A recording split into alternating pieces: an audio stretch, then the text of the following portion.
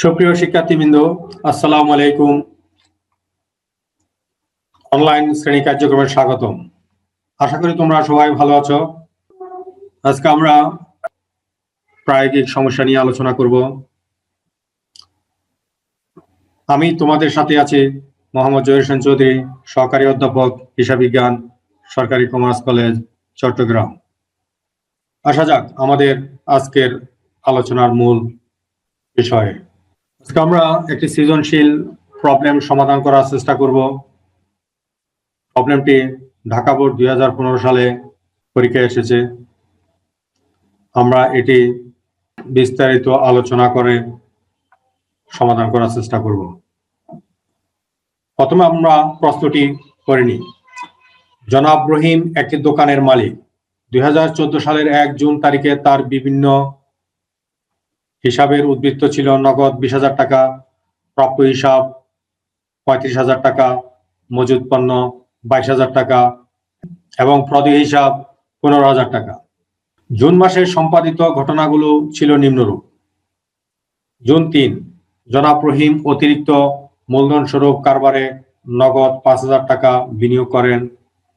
June 13, নগদ ক্রয় 15,000 টাকা এবং বাকিতে ক্রয় 25,000 টাকা। জুন 19, মালিক 5,000 টাকা বেতনে একজন বিক্রয় কর্মী নিয়োগ করেন। জুন 30, ভাড়া পরিশোধ করেন 600 টাকা। করণীয়: ক, 2014 সালের 1 জুন তারিখের মূলধন নির্ণয় করো। অর্থাৎ আমাদেরকে এখানে প্রারম্ভিক মূলধন নির্ণয় করতে বলা হয়েছে। 2, হিসাব সমীকরণে লেনদেনের প্রভাব দেখাও। আমরা টেবিলের মাধ্যমে অর্থাৎ টেবুলার সামারির মাধ্যমে হিসাব সমীকরণের লেনদেনের প্রভাব দেখাতে পারি এবং লেনদেনগুলোর জাবেদা দাখিলা দেখাও।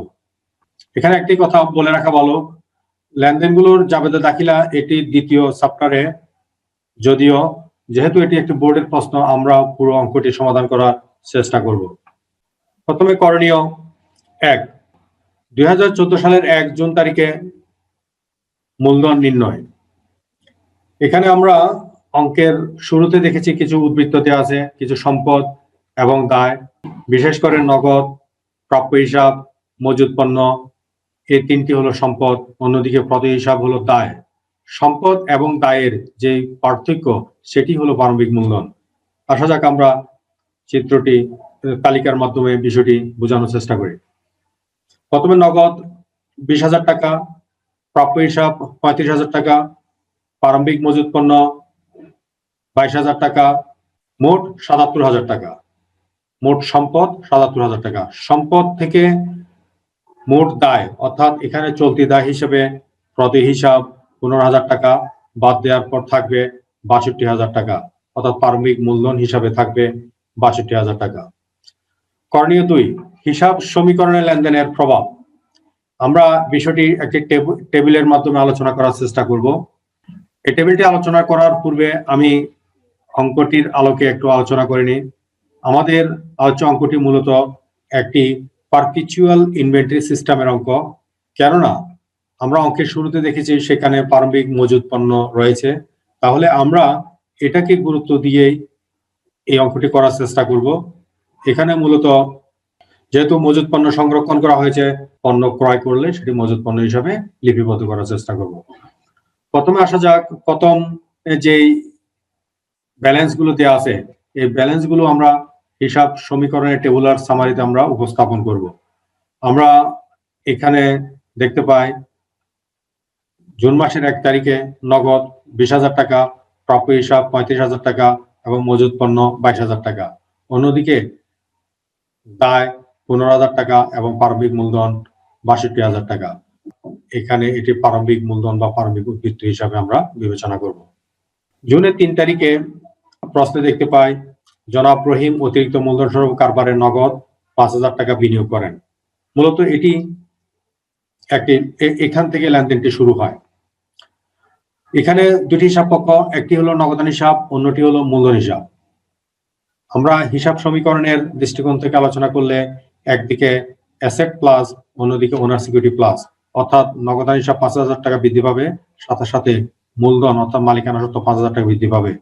আমরা অতিরিক্ত মূলধন হিসাবে এখানে উপস্থাপন করব। জুন 13 তারিখ জুন 13 তারিখে নগদ ক্রয় 15,000 টাকা এবং বাকিতে ক্রয় 25,000 টাকা। আমরা এখানে মূলত তিনটি হিসাব পক্ষ পেয়ে থাকবো। একটি হলো নগদান হিসাব, মজুত পণ্য হিসাব এবং বাকিতে যেহেতু পণ্য ক্রয় করা হয়েছে তাহলে প্রদেয় হিসাব বা পাওনাদার হিসাব। তো আমাদের এটাকে ক্রয় হিসাবে লিপিবদ্ধ না করে আমরা এটাকে মজুত পণ্য হিসাবে লিপিবদ্ধ করব, কেননা আমাদের প্রারম্ভিক উদ্ধৃতিতে মজুত পণ্য দেওয়া আছে বিধায়, অর্থাৎ পারপিচুয়াল ইনভেন্টরি সিস্টেমের কথা বিবেচনা রেখে আমরা এটিকে মজুত পণ্য হিসাবে ডেবিট করব। অন্যদিকে নগদ অর্থাৎ অ্যাসেট হ্রাস পাবে 15,000 টাকা, আর অন্যদিকে আমার দায় বাড়বে 25,000 টাকা, অর্থাৎ বাকিতে পণ্য করে। আমরা এখানে যদি হিসাব পক্ষ তিনটি বিবেচনা করি, একটি হলো প্রারম্ভিক মজুত পণ্য, অন্যদিকে নগদান হিসাব, অন্যদিকে আরেকটি প্রদেয় হিসাব। তো প্রদেয় হিসাব দায়ের দিকে আমরা উপস্থাপন করলাম, নগদান হিসাব সম্পদ হ্রাস পাচ্ছে, সম্পদকে আমরা এখানে মাইনাস করলাম, আর অন্যদিকে মজুত পণ্য তাও সম্পদ, চলতি সম্পদ এটি বৃদ্ধি পেল। তাহলে হিসাব সমীকরণের উভয় দিকে সমানভাবে এখানে পরিবর্তন সাধন হয়। তারপর লেনদেনটিতে আসা যাক। 19 তারিখে মালিক 5,000 টাকা বেতনে একজন বিক্রয় কর্মী নিয়োগ করেন।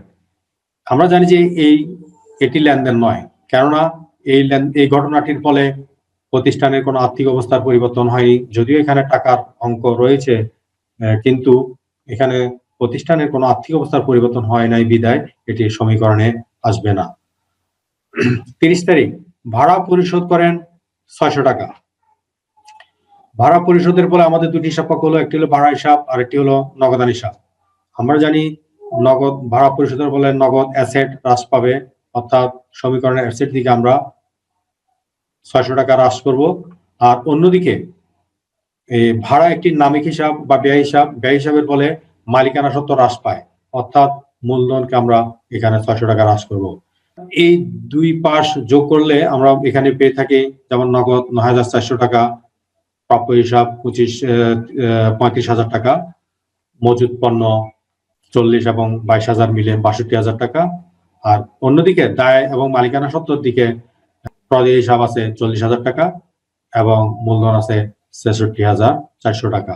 আমরা এই দুটি টোটাল যোগ করলে দেখা যায় এখানে 1,06,400 টাকা উভয় দিকে, অর্থাৎ সমীকরণ সমানভাবে পরিবর্তন সাধন হয়েছে। এখানে একটা কথা বলে রাখি, মন্তব্যের কলামে সাধারণত যে সকল আইটেম গুলো মুনাফা জাতীয় আয় এবং ব্যয় বা যে সকল আইটেম গুলো মূলধনকে বা সুস্পষ্টভাবে সংজ্ঞায়িত করতে পারে না, সেই বিষয়গুলো এখানে মন্তব্যের কলাম আমরা উপস্থাপন করব। হিসাব সমীকরণ আমরা এই ধরনের একটা টেবুলার সামারির মাধ্যমে উপস্থাপন করতে পারি। এটার আরো ভিন্ন ভিন্ন নিয়মে উপস্থাপন করা যেতে পারে, সেগুলো আমরা পরবর্তীতে দেখাবো। করণীয় 3, লেনদেনগুলোর জাবেদা দাখিলা দেখাও। আমরা ইতিপূর্বে বলেছি এটি মূলত দ্বিতীয় সফটওয়্যারের সমস্যা। আমরা দেখে থাকি বোর্ডের সৃজনশীল কোশ্চেনগুলোতে প্রথম এবং দ্বিতীয় সফটওয়্যার মিলে সৃজনশীল কোশ্চেনগুলো, অধিকাংশ সৃজনশীল কোশ্চেন করা হয়ে থাকে। জার্নাল যেহেতু আমরা অনেকেই জানি, তাহলে আমরা জার্নালগুলো করার চেষ্টা করব। এখানে একটি কথা বলে রাখা দরকার, প্রথমে যে উদ্বৃত্তগুলো দেওয়া আছে, অর্থাৎ সম্পদ এবং দায়ের যে উদ্বৃত্ত দেওয়া আছে, এগুলা অলরেডি জাবেদাভুক্ত হয়ে অর্থাৎ খতিয়ানভুক্ত হয়ে এগুলার ব্যালেন্সিং হয়েছে। সুতরাং এটার পুনরায় এগুলো জার্নালের প্রয়োজন নাই। এখানে যদি প্রারম্ভিক জাবেদা দাখিলা দিতে বলা হয়, সেক্ষেত্রে আমরা একটা জাবেদা দাখিলা দিতে পারি। সাধারণত আমরা নর্মাল জাবেদা করার ক্ষেত্রে এই জার্নালটি আমরা দিব না। আমরা 3 তারিখ থেকে শুরু করব। 3 তারিখের লেনদেনটি ছিল, জনাব রহিম অতিরিক্ত মূলধন স্বরূপ নগদে 5,000 টাকা বিনিয়োগ করেন। এক্ষেত্রে দুটি হিসাব পক্ষ, একটি হলো নগদান হিসাব আর একটা হলো মূলধন হিসাব। আমরা জানি নগদান হিসাব হলো অ্যাসেট, মূলধন হিসাব হলো মালিকানা সত্ত্ব। আমরা সমীকরণের দৃষ্টিকোণ থেকে যদি আলোচনা করি, একদিকে অ্যাসেট বৃদ্ধি পাচ্ছে, অ্যাসেট বৃদ্ধি পেলে আমরা জানি যে এটি ডেবিট, আর অন্যদিকে মালিকানা সত্ত্ব বৃদ্ধি পেলে আমরা জানি যে ক্রেডিট। তাহলে জার্নালটি হবে নগদান হিসাব ডেবিট, মূলধন হিসাব ক্রেডিট 5,000 টাকা। 13 তারিখের লেনদেনটি ছিল নগদ ক্রয় 15,000 টাকা, বাকিতে ক্রয় 25,000 টাকা।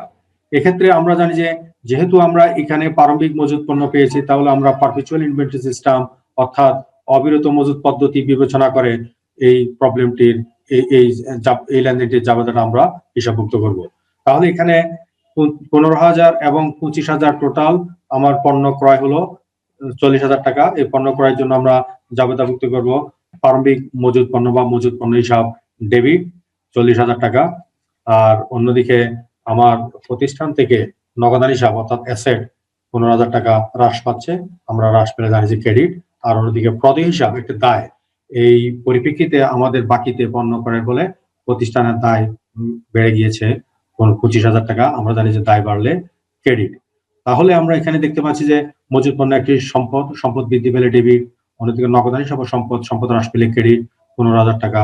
আর অন্যদিকে প্রদেয় হিসাবে একটি দায়, দায় বেড়ে গেলে এটি ক্রেডিট হবে। আর আমরা জানি যে একজন বিক্রয়কর্মী নিয়োগ করা হলো, বিক্রয়কর্মী নিয়োগ করার ফলে এখানে প্রতিষ্ঠানের কোনো আর্থিক অবস্থার পরিবর্তন হয়নি, বিদায় এটি একটি লেনদেন নয়। এটি আমরা এখানে না লিখে এটা আমরা নিচে ফুটনোট আকারে অর্থাৎ পাদটীকা আকারেও আমরা এটা উপস্থাপন করতে পারি। জুন 19 তারিখের ঘটনাটি লেনদেন নয় বলে বিবেচনা করা হলো। 30 তারিখে আমরা যে লেনদেনটি দেখতে পাই সেটি হলো ভাড়া পরিশোধ করেন 600 টাকা। আমরা জানি যে এটি একটি খরচ, এখানে দুটি হিসাব পক্ষ, একটি হলো ভাড়া হিসাব আর একটি হলো নগদ হিসাব। আমরা জানি যে খরচ বৃদ্ধি পেলে, প্রতিষ্ঠানের খরচ বৃদ্ধি পেলে ডেবিট হবে, আর অন্যদিকে নগদ হিসাব হলো অ্যাসেট হ্রাস পেলে ক্রেডিট হবে। তাহলে ভাড়া পরিশোধ হিসাবভুক্ত করা হলো। সুপ্রিয় শিক্ষার্থীবৃন্দ, আমরা এই ভিডিওটি কয়েকবার দেখব, দেখে ভালোভাবে বোঝার চেষ্টা করব। আশা করি তোমরা এই বিষয়টি বুঝতে পেরেছ এবং খুঁটিনাটি সমস্যাগুলো বুঝতে পেরেছ। ধন্যবাদ সবাইকে। আজকের আলোচনা এখানে সমাপ্তি করলাম।